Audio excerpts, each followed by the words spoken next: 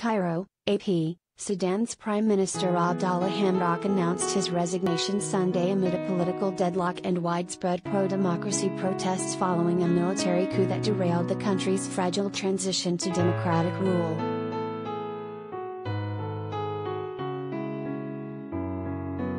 Hamdok, a former UN official seen as the civilian face of Sudan's transitional government, had been reinstated as prime minister in November as part of an agreement with the military following the October coup. In that time he had failed to name a cabinet, and his resignation throws Sudan into political uncertainty amid uphill security and economic challenges.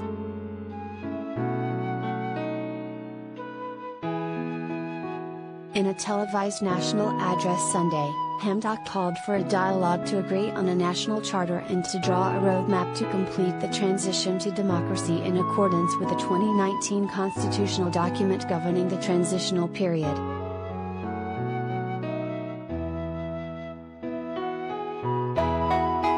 I decided to return the responsibility and declare my resignation as Prime Minister, he said, adding that his stepping down would allow a chance for another person to lead the nation and complete its transition to a civilian, democratic country. He did not name a successor.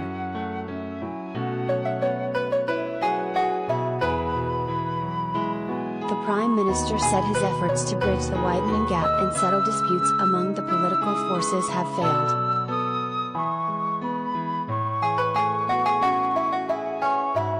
He warned that the ongoing political stalemate since the military takeover could become a full-blown crisis and damage the country's already battered economy.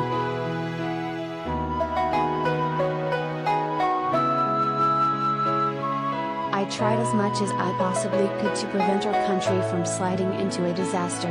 Now, our nation is going through a dangerous turning point that could threaten its survival unless it is urgently rectified, he said.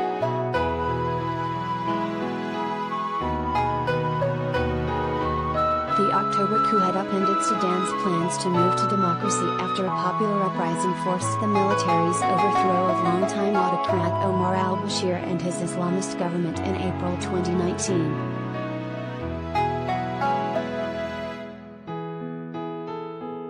Four months after al-Bashir's ouster, the generals and the protesters reached a power-sharing deal to rule the country through elections in 2023.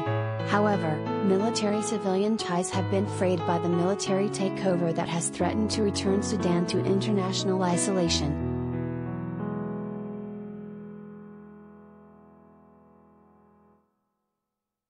Hamdok's resignation comes amid a heavy security crackdown on protesters denouncing not only the takeover but the subsequent deal that reinstated him and sidelined the pro-democracy movement. He was returned to office in November amid international pressure in a deal that calls for an independent technocratic cabinet under military oversight led by him.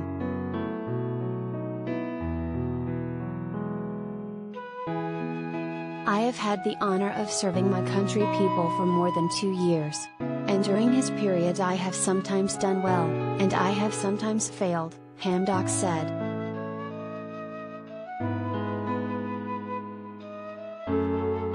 The Forces for the Declaration of Freedom and Change, an umbrella group of Sudanese political parties and pro-democracy organizations, has rejected the November deal and so remains committed to ending military rule. The alliance accused Hamdok of allowing the military to dominate the government, and continue to organize anti-coup street protests which were met with heavy crackdown.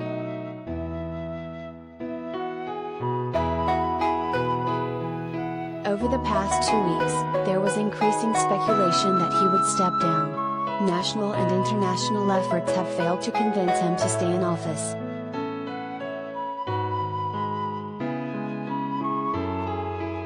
The U.S. State Department urged on Twitter Sudan's leaders to set aside differences, find consensus, and ensure continued civilian rule following Hamdok's resignation.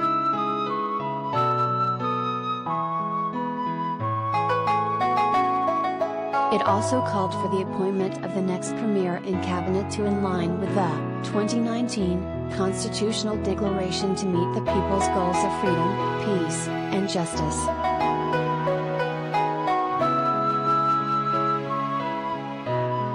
Hours before Hamdok's resignation speech, Sudanese security forces violently dispersed pro-democracy protesters, killing at least 3 people, according to the Sudan Doctors Committee, which is part of the pro-democracy movement. The group said dozens of protesters were injured.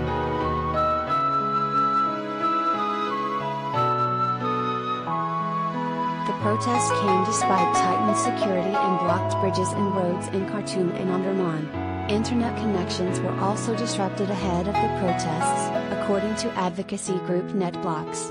Authorities have used such tactics repeatedly since the October 25 coup.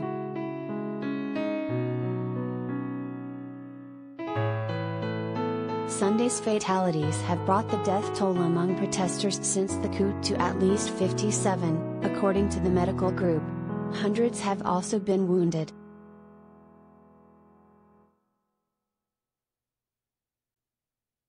Allegations surfaced last month of sexual violence, including rape and gang rape by security forces against female protesters, according to the United Nations.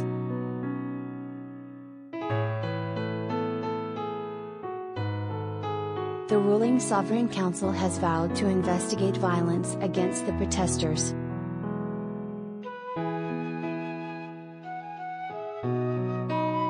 On Saturday, U.S. Secretary of State Antony Blinken urged security forces to immediately cease the use of deadly force against protesters and to hold those responsible for violence accountable.